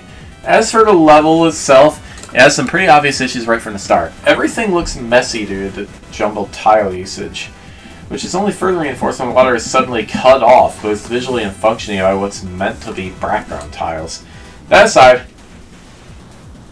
the stage doesn't have much to offer, as most of the room layouts and platforming aren't all that engaging. What few enemies exist are made virtually non-threatening due to the way they're placed, which is especially true in the bike segment. Considering you can get through it by just mashing the fire button without ever needing to jump. Along with there being several screens and nothing along the way, the wave bike section feels more like a small time waster than anything. I definitely can see what was the intent here, at least. Combined gravity and water gimmicks is a fine premise, and I definitely think it could be turned into an interesting level. The execution just needs a lot more polish. I understand the title. Actually, I don't understand the title. This is a cute stage. Although the stage is obviously quite amateurishly made, you can still feel the creator had a lot of fun when making her possibly very first Mega Man level. It's quite a charming sight to see, but alas, I won't go easy with the score in the spirit of judging. The most prominent problem with the stage is the tiling. The exact place where gravity flipping occurs is unclear. The water has no top or bottom sprites. Water ceases to exist upon reaching spots with non-watery background tiles. There's also this weird thunder beam pickup to the initial start point that might have been there by mistake. Most of the architecture is rather bland. Enemies just placed around without posing much threat. A lot of the enemies also seem to show up just once ever, making the roster feel arbitrary. I like the jet ski session where you're upside down. While it doesn't really change how it plays out if it had been right side up, it was still a pretty fun take. While Gravity Man has the addition of water physics to change up the fight, albeit not much. Splash Woman is just standard underwater Splash Woman. Level design is a lot like writing. There are rules about how different elements should be used, and there's a certain structure to how things should flow. It's important to go back and check your work for any errors. Ideally, getting other people to tell you what you've crafted makes sense. All this is to ensure that your ideas are being communicated clearly, because if you don't connect with your audience, then the whole thing falls apart. I feel sorry, and the writing failed to connect with me. No, definitely. You could... Ideas never really develop into anything. Challenges tend to assume the player is already familiar with the enemies and gimmicks, who needs a learning curve. And they either repeat themselves, for example water spouts and spikes, or show some promise before being promptly forgotten, for example Sniper Joe. Which is a shame because on an individual basis the challenges aren't bad in concept or design. Nobita and Wave Bike? Kinda fun. I don't understand the dialogue boxes. They don't tie in with an overarching narrative, and this level doesn't need a navigator. The silly secret would actually be funnier without the dialogue box. And the text is so riddled with spelling and grammar problems that the whole level feels less professional by association. Even the level title looks like a typo. Other observations. The graphics lack any style, if they're functional, save for background arrows that don't precisely line up with where the gravity flips over. Checkpoint placement is acceptable. Hiding a token in front of the energy element is pointless. Make me work for it. The level allows for so much needless backtracking that I once played it in reverse, and that was more satisfying than progressing forward. This level could have been a topsy-turvy collision of water gimmicks with Gravity Man assets and gravity gimmicks with Splash Woman assets. As it stands, it's more like a playable brainstorming session. The idea behind combining these two Robot Master stages was one with a lot of potential, but the end result is a watered-down version of both stages, pun not intended. The one area of the level that could have really shined with the Wave Bike and Gravity gimmicks combined, but it felt flatter than a steamroller pancake. It ended up being easier than the already easily original Wave Bike section for Mega Man 5, and the few gravity flips changed nothing about the gameplay whatsoever, aside from making a fish ending completely useless. Throughout the level, there were a lot of empty screens that filled with enemies that only served as distractions. The few menus and gimmicks that ended up in the player's way only really showed up once, and were never introduced well. One exception was the repeating water geyser, which was an identical challenge throughout the whole room. The Wave Bikes and gravity gimmicks are not challenges by themselves, but instead need proper enemy and architecture layout to complement them. The level rarely did this at all, leading to a stage of gameplay on autopilot. Failing to reuse any ideas meant the level felt completely unfocused, even though you were constantly reusing the gravity and water features. The graphics aren't badly tiled, but the transitions between water and non-water features were non-existent, and made a few of the challenges quite confusing to look at. They also had odd holes in the water with very out-of-place backgrounds. Alright, boss number 2. Who that is? Oh, is it stage 3 that has the... where is it? I'm waiting for today's Glamberley session. I dropped my newest models, but I dropped my bag. This place is such an absolute tip, I can't find them anywhere. Ah! It's so hard painting them, too.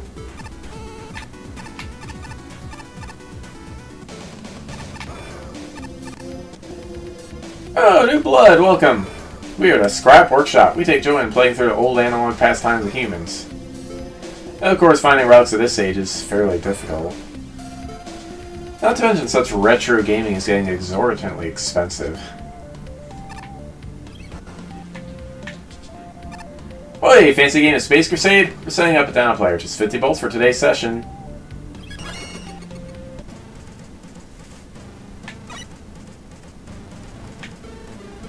The Ultramarines have bunkered down. We better move, soldier. We must stop the alien scum! It sure is something. It's... I mean, I don't know enough, like, anything about Warhammer, so...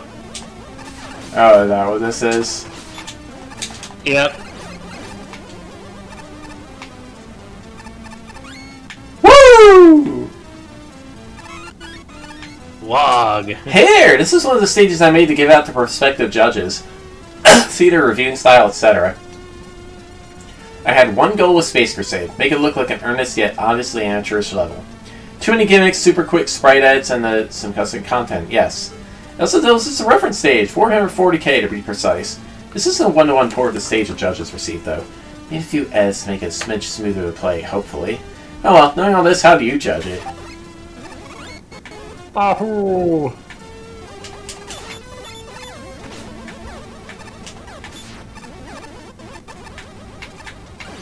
Ah, well. The same spot. I couldn't keep going down because you were still at the top of the screen. I suppose that's a bit of a conundrum to fix how you do with that, but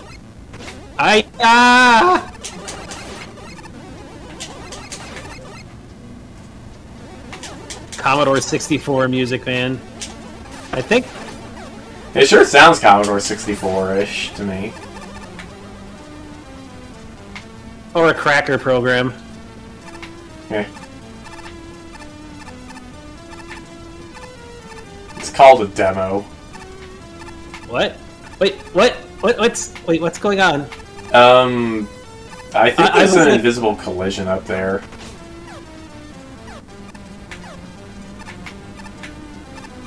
Ew. Ah!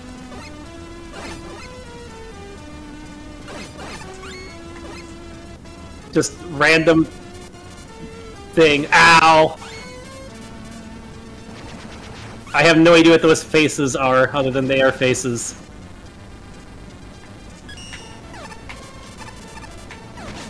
Aye.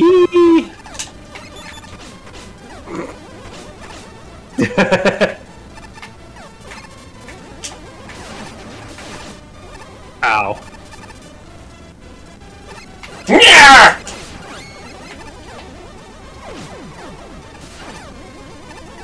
Oh no, I've been Ow, jeez. identified.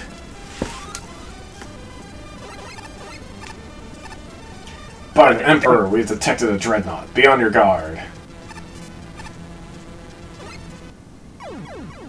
Well... Ba-da-ba-ba-da-ba-ba.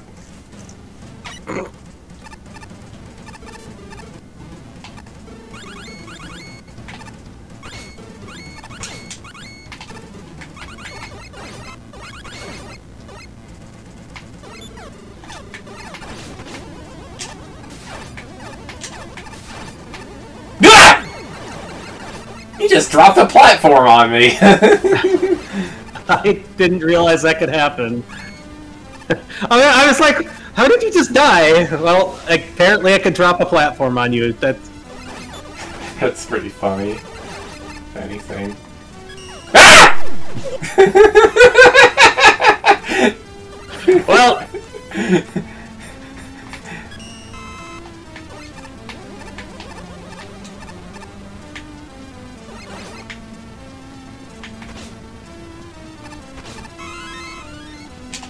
Oh, Bob. I'm a distraction! This... Uh-oh. The thing fell off my chair. Ow, ow, ow, ow, ow, ow, ow. Well, this is a little bit of an annoying segment. Oh! Ow. What? Oh, wait! That guy has a fan. Oh, no. That explains it. I was like, good, I didn't think I was touching the thing. Oh!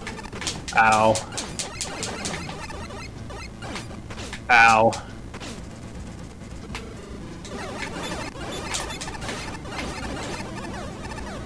Oh, a capsule. Mine! Darn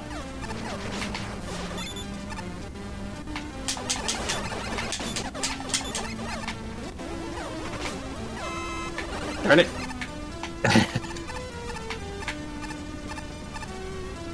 Well, there's an energy. Oh, no, there isn't. It doesn't respawn. Ah!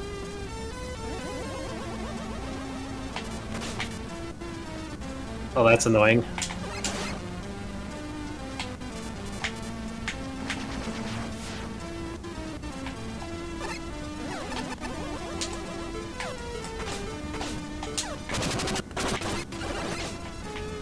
Thanks. Really? Thanks.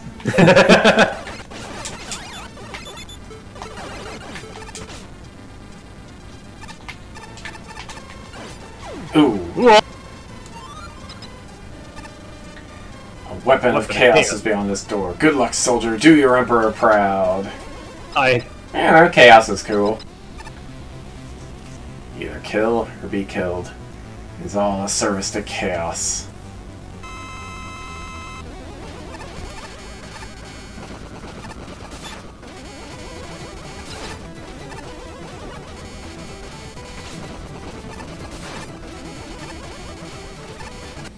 Ah! Well, he fired a bit quicker than I thought he would.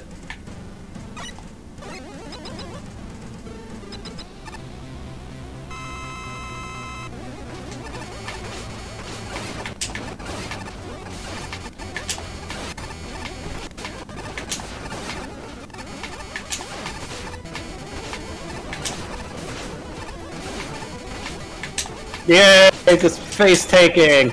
Yay!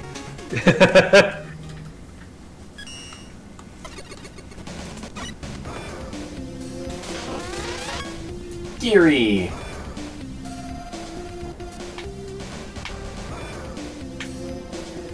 I must say, it is quite difficult to read the rules of a game that uses such small print. Dearing me, with pages that are almost falling off thanks to the sheer rot of age. Yes, English isn't exactly my first language. Oh wow! From the looks of things, these guys have almost got a complete set from a junkyard, no less. On closer inspection, some of these models are made of old robots.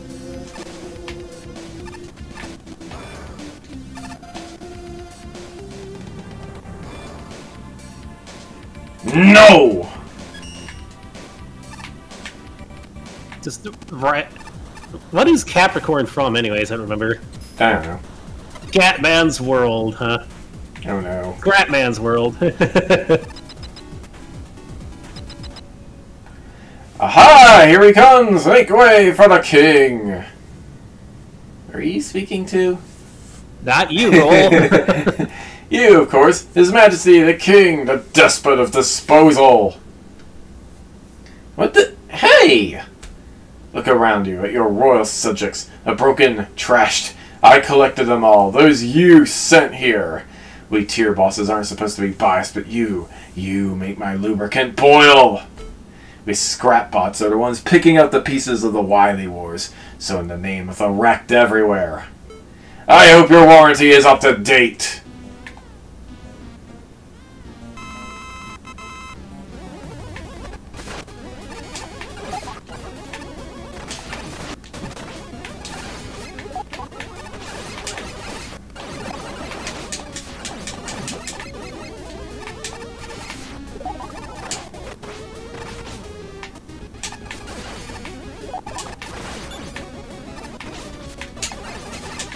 Yeah! Wahoo! A robot that revives other robots. I guess the scrap repair is like the Robomancer, but didn't Metal Shark Player also do that? Also, I can't. Wow, did we soft lock? I think we got soft locked. Yes. Well. Congratulations! It's 11:50 anyway. Yeah, it's almost midnight. I guess it's ending for us. Soft lock. Okay then. Also, I'm Proto Man. Why am I Proto Man? Or did Proto Man just show up? Proto Man shows up because we beat the boss. I don't even know where Roll is. Roll just vanished. Oh boy, maybe that's why we soft locked. I guess. Alright, well, I guess that's gonna be it for us. We'll be back at some point. You'll be back at like. I'll play draw tomorrow if I feel puzzly enough for draw, but it's the darts level, so I'm hoping I will. Yeah, and I'm doing a little just back to door dashing tomorrow, but hey. And then, I'm gonna try to figure out what's up with that sprite sheet and finish that up too. Okay, yeah, I will probably not be around to do Mega Man Friday night. It's just gonna be hard. It's just gonna be hard running Parsec and OBS at the same. Well, no, we did it with we did it with Cassette Beast, so maybe I'll be fine. Huh? What do you mean with the? Because I will be in South Jersey this weekend. Oh, okay. Well, yeah, I don't know. I mean, We can try it. we can try it. If you're not streaming anything, otherwise I'll do something. Maybe I don't know. I mean, I'll be working in the evening probably. So Yeah. Just Alrighty. depends on how good the internet is there. yep. Alrighty, well that'll be it for tonight. That's it. I'll see you later and see you next time. So everybody's Later. Hey, it's moderator's time is what this is. Come here, everybody. Stay well. Be well. We'll see you next time. Bye bye. Sweetie kitty.